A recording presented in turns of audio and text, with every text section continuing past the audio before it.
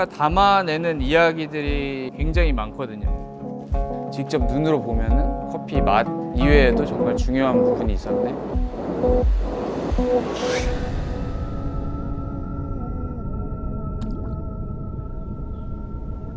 베트남에 대한 무언가 인식이 조금 많이 달라졌습니다.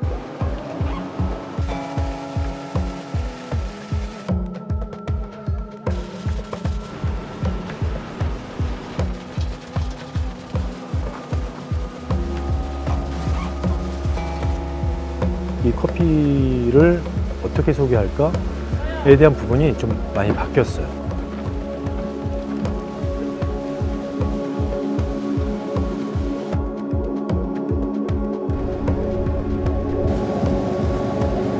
한국에 있으면은 어떻게 커피를 따는지, 어떻게 커피가 가공되는지 이런 걸 몰라요.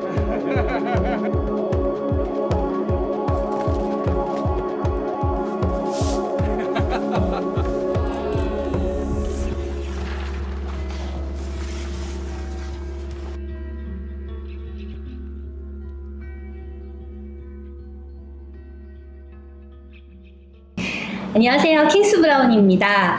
오늘은 제가 신촌에 나와 있는데요. 언더독 커피 대표님을 만나서 베트남 커피에 대해서 오늘 이야기해 보려고 나왔습니다. 안녕하세요, 대표님. 안녕하세요. 네. 소개 부탁드립니다. 네, 저는 신촌에 있는 언더독 커피의 대표 광세훈이라고 합니다. 네.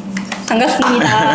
사실 대표님 요즘 결혼 준비 사실 한창 바쁠 시기잖아요. 네. 결혼 얼마 안 남은 시기라서 근데 제가 인터뷰 요청을 좀 드려도 될까 실례가 안 될까 했는데 너무 흔쾌히 이렇게 허락해 주셔서 너무 감사합니다. 네, 너무 좋은 기회여서 제가 흔쾌히 수락했습니다. 네, 오늘 베트남 커피에 대해서 한번 이야기해 보도록 하겠습니다. 네, 지난번에 제가 방문을 했을 때 베트남 커피 산지를 직접 가시게 된 계기를 잠깐 들었었거든요. 네.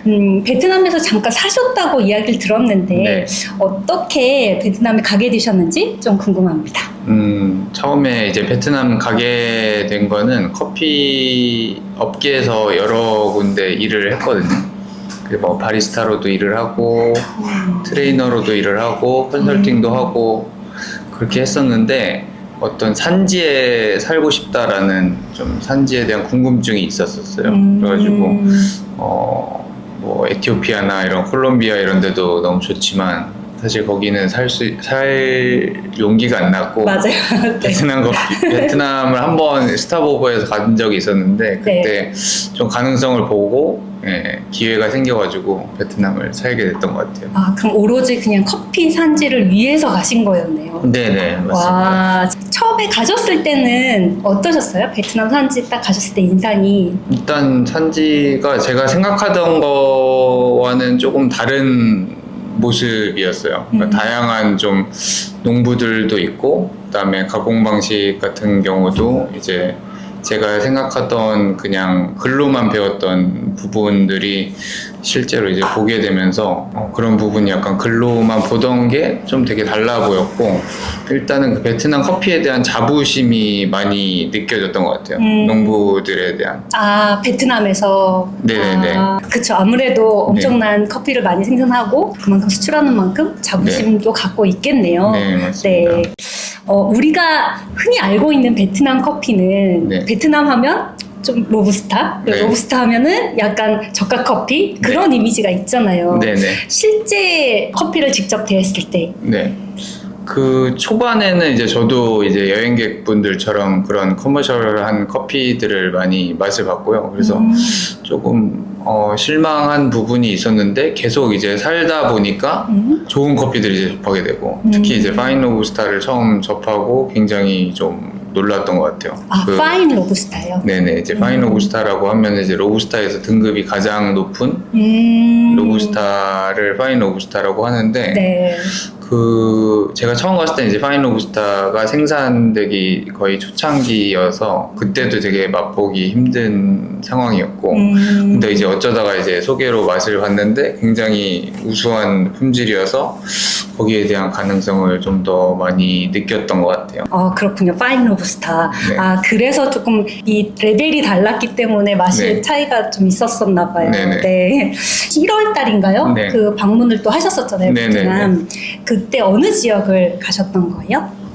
이제 베트남에는 커피가 자라는 지역이 중부지방 쪽이 많이 자라거든요. 중부지방하고 북부인데 저는 이번에 갔던 데가 이제 중부지방이고 그 중에서 이제 럼동 지역 그 안에는 이제 뭐 달랏이라는 좀 유명한 도시 요즘에 네. 한국에도 많이 네네. 여행을 가시는 네. 그다음에 럼하라는 곳, 그다음에 랑비앙이라고 거기는 이제 산인데 랑비앙에서 좋은 커피들이 많이 나서 그 부분에서 많이 있었고 그 다음에는 이제 다른 지역으로 완전히 이동을 해서 분마톳은 이제 베트남의 커피 수도라고 불리거든요. 네. 그래서 분마톳에는 이제 보통 로부스타가 많이 자라는데 분마톳하고 분마톳 위에 있는 꾸무가르라는 지역 그렇게 다녀왔습니다. 네.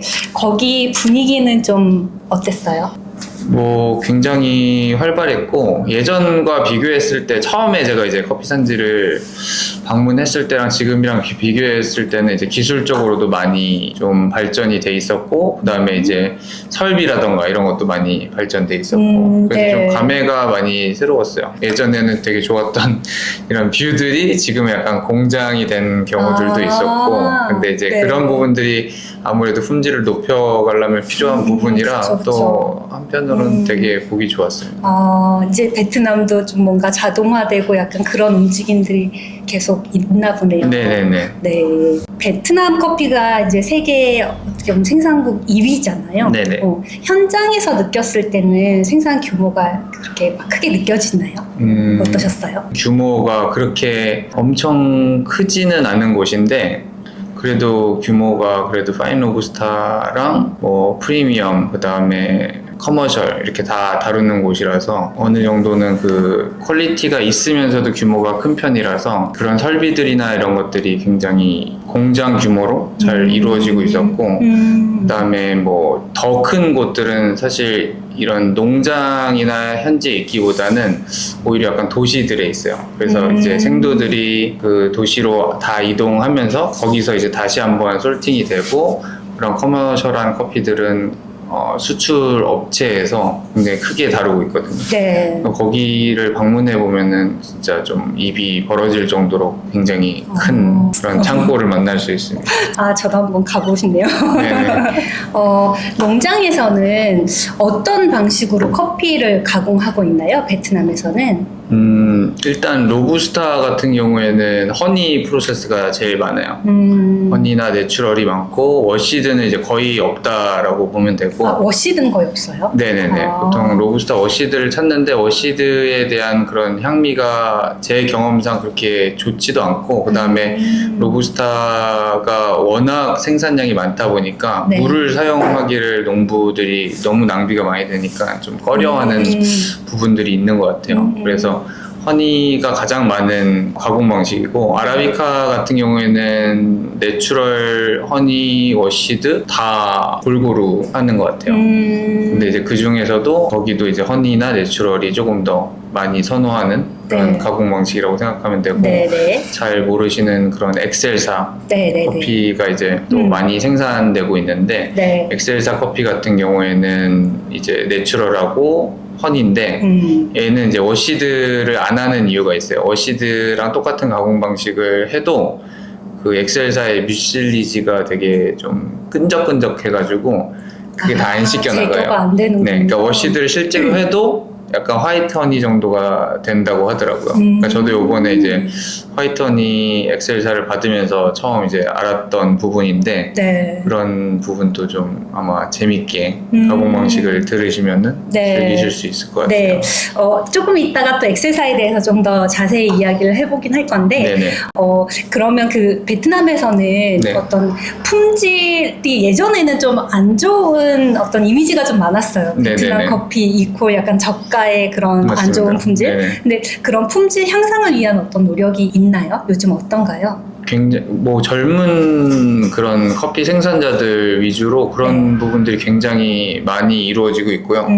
그게 이제 최근 뭐 3, 4년, 5년 사이에 네. 그런 부분들을 많이 성공한 케이스들이 있기 때문에 네. 뭐 협동조합이나 이런 데서도 젊은 친구들이 하자는 대로 많이 따라주는 그런 네네네. 분위기가 있더라고요. 그래서 네네네네. 구마또 갔을 때도 나이 대신 이런 농장주분들이 이런 젊은 커피 생산자나 아니면 그 친구들이 협동조합원으로의 역할이나 아니면 조합장으로 역할을 하니까 방문을 해서 이제 한국에서 왔다라고 소개를 하면은 자기들이 전에는 이제 직접적으로 이렇게 바이어들을 볼 수 있는 기회가 없었는데 보면서 아, 우리 커피가 많이 알려졌구나라는 그런 기쁨이 네. 언어를 저희가 베트남어를 할 줄 모르지만 네. 네, 그게 느껴지더라고요. 네. 이제 그 베트남도 어떻게 보면은 우리나라도 네네. 이제 조금 세대 교체가 된다고 해야 되나? 그렇죠, 그쵸? 그렇죠. 네. 그러니까 베트남에서도 그런 움직임이 좀 네, 있나 맞아요. 보고. 우리나라 약간 그 특산물, 뭐 예를 들면 부산 오뎅이라던가 이런 것들이 이제 1세대에서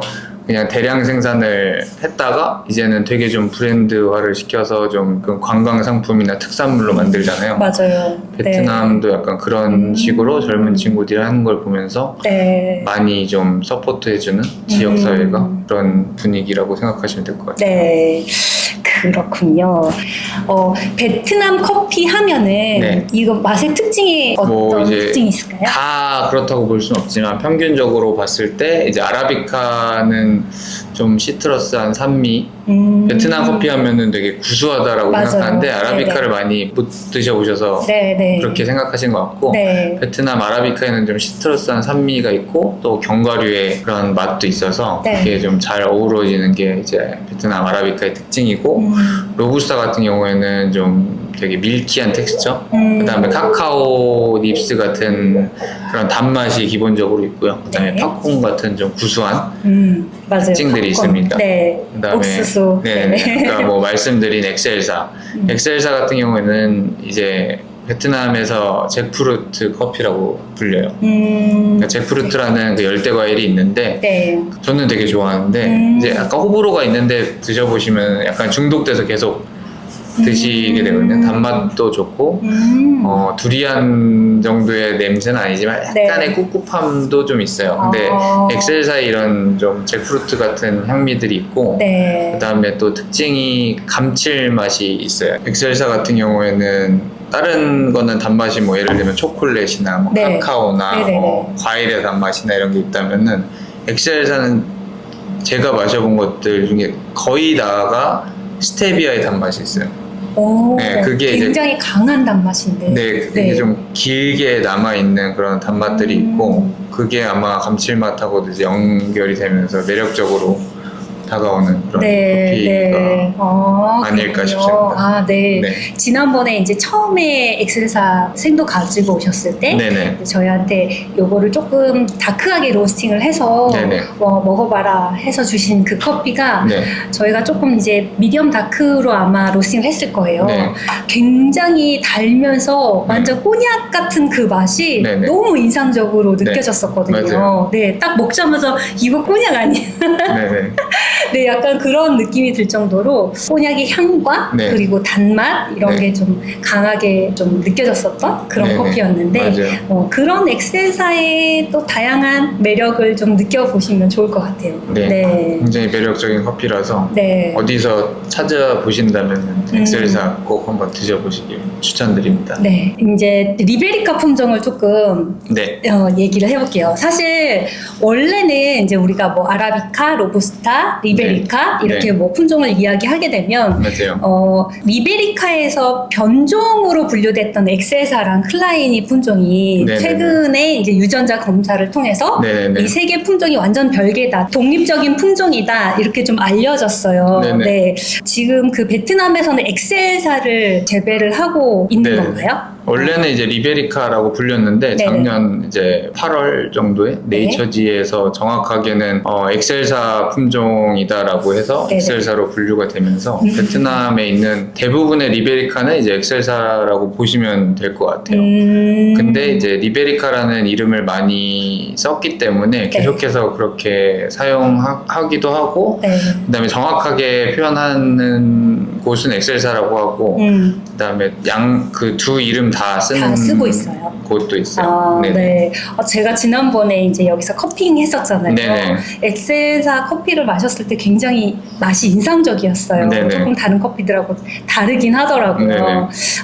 이 엑셀사 나무 자체는 어떤 특징이 있나요? 커피 나무가? 나무 자체가 보통은 뭐 아라비카나 로부스타는 뭐 2m에서 뭐 많이 자라봤자 3m 이렇게 자란다고 보시면은 네. 엑셀사는 이제 관리를 안 해주고 그냥 키우면은 거의 20m까지도 자라는 그런 와. 어마어마한 크기의 예, 나무라고 음. 생각하시면 되고, 저도 이제 엑셀사 나무를 처음 봤을 때는 로부스타 농장에서 한 네. 15m 정도 되는 나무를 봤어요. 근데 걔는 그때 당시에는 뭐 걔를 생산을 한다 이런 느낌은 아니었고, 네. 그 엑셀사 자체가 그냥 의미가 있기 때문에 거기다 그냥 키우고 좀 어떤 그늘막 정도로 사용하는. 쉐이드 그로운?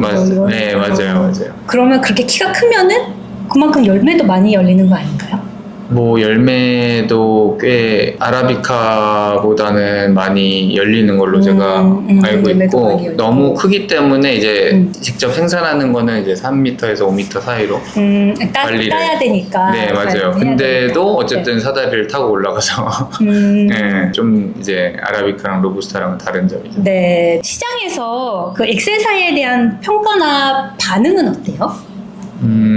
일단 좋은 엑셀사, 그러니까 제대로 가공에 대한 지식을 갖고 있는 커피 생산자들이 만든 엑셀사는 굉장히 품질이 우수하기 때문에 이미 유럽 쪽에서는 많은 관심을 갖고 사고 있고, 그다음에 이제 로컬 시장 베트남 네. 내에서도 이 랏을 따로 관리해가지고 가져가고 있어요. 그래서 저희가 한국에서 그런 정도의 퀄리티를 먹을 가능성은 이제 언더독 커피를 통해서 빼고는 거의 없지 않을까. 맞아요. 네, 그래서 저희도 네. 올해 그런 네. 좀 마이크로랏의 엑셀사를 들어오려고 계속해서 지금 컨택을 하고 있고, 네, 아마 좋은 엑셀사가 올해 들어오지 않을까. 네. 아니, 제가 그 콤파스 커피에서 운영하는 네네. 쇼룸 카페가 있는데, 네. 이제 점심시간에만 커피를 판매를 하고 있어요. 네네. 근데 원래 이제 그 매장을 관리해 오신 네. 그 서리님께서 이제 임신하고 네. 출산 때문에 제가 몇 개월 그 도와드린 적이 있어요. 그러시구나. 근데 어떤 남자 손님이 한 분 오셔가지고 네. 그 베트남 커피 싱글 핸드드립 커피를 시키셨어요. 네네. 그거를 다 드시고 그 잔을 가지고 오시면서 네. 본인이 지금까지 먹어본 베트남 커피 중에 정말 최고였다 그러는 거예요. 네네. 극찬을 하시면서 네. 베트남 커피를 자기는 다시 보게 됐다고, 네네. 이거 마시러 다시 또 오겠다고 이렇게 네. 말씀하시고 네, 가셨었거든요. 너무 좋네요. 네, 그만큼 확실하게 조금 인테스가 좀 느껴지는 커피였었어요. 네네. 네, 언더독이 신촌의 창천동이죠, 여기가. 네네, 창천동에 있는 언더독 커피 카페 매장인데요. 여기 오시면 다양한 또 커피를 맛보실 수 있고, 네. 또 제가 또 한 가지 추천드리면 오늘 커피 블라썸 허니브레드? 네네. 맞습니다. 네, 같이 먹어봤는데 너무 맛있는 거예요.